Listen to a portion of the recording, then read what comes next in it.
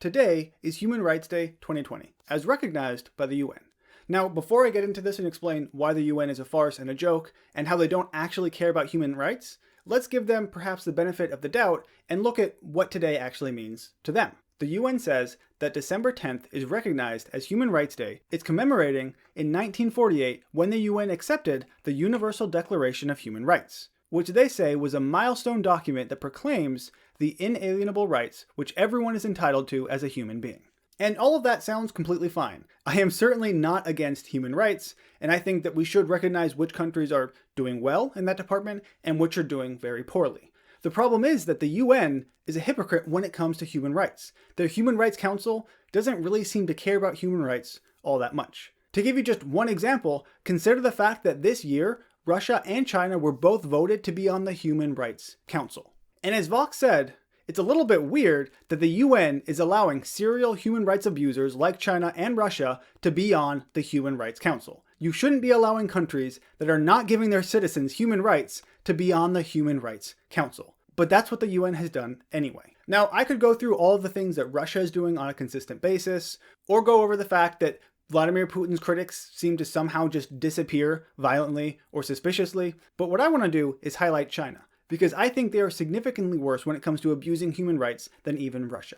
And that is because, again, from Vox, China is repressing Uighur Muslims and putting them in concentration and forced labor camps. And yes, this is as bad as it sounds. This is happening in the Xinjiang province you can see here.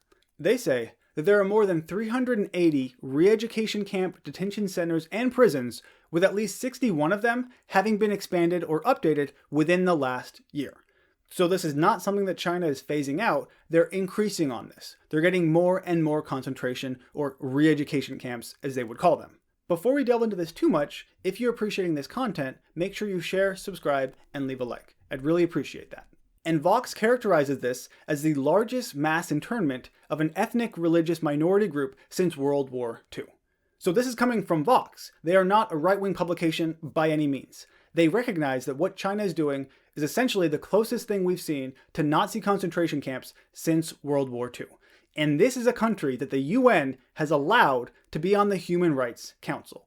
It doesn't make any sense. This is ridiculous. These concentration camps are so bad that experts estimate as many as 3 million people have disappeared into these camps at some point, with about 1 million currently being held. But it's not just in these camps where China is abusing human rights. As a matter of fact, outside of these camps, there is evidence to suggest that Chinese authorities are subjecting Uighur women to mass sterilization, forcing them to take birth control or have abortions, and putting them in camps if they resist. Now, all of this essentially fits the UN's definition of genocide. And yet, once again, this country is allowed on the Human Rights Council. I would think that, if nothing else, the UN would draw the line at genocide, because that's pretty much the worst thing you can do, but apparently not. China, for its part, says that these are merely vocational and training centers, and they're teaching people job skills. And obviously, no one is really falling for that. Oh, except for the UN, apparently, because they seem to have no problem with this. Now, I hope with all of this evidence you agree with me that China shouldn't be on the Human Rights Council. There's no way they should have gotten there. As a matter of fact, they shouldn't even be in the same room or the same building as Human Rights Council. Unless, of course, they're being reprimanded, which should happen on a daily basis based on all of the things that we've seen. Now, perhaps the UN has some morals or values because they decided that Saudi Arabia is not going to be on the Human Rights Council. So China and Russia, sure, but Saudi Arabia, well, they didn't quite make it. And the reason for that is because the way they decide who is on these councils is really stupid. They divide up the countries or candidates, and they are elected by secret ballot in geographical groups to ensure even representation. And the way this works for human rights is there are 47 countries in that council. 13 of them come from the Asia-Pacific states, which includes China, but also Saudi Arabia. And the only reason Saudi Arabia failed was because this past year, the Asia-Pacific group, which included Saudi Arabia and China, was the only competitive race with 5 candidates vying for 4 seats. And countries apparently decided that China was a better option than Saudi Arabia.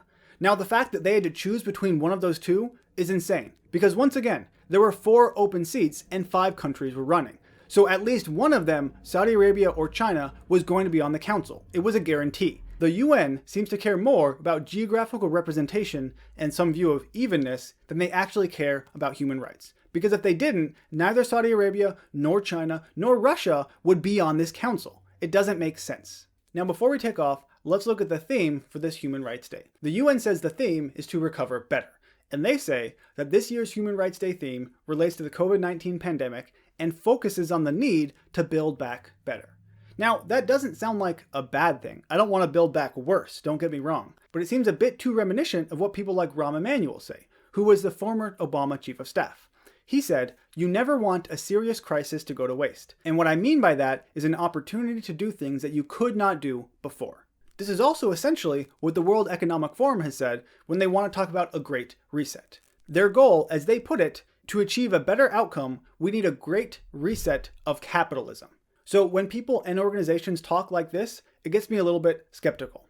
Here they are, wanting to push the exact same policy that they wanted a year ago, and now they're using a crisis and a pandemic to push that forward. That's not really a good look.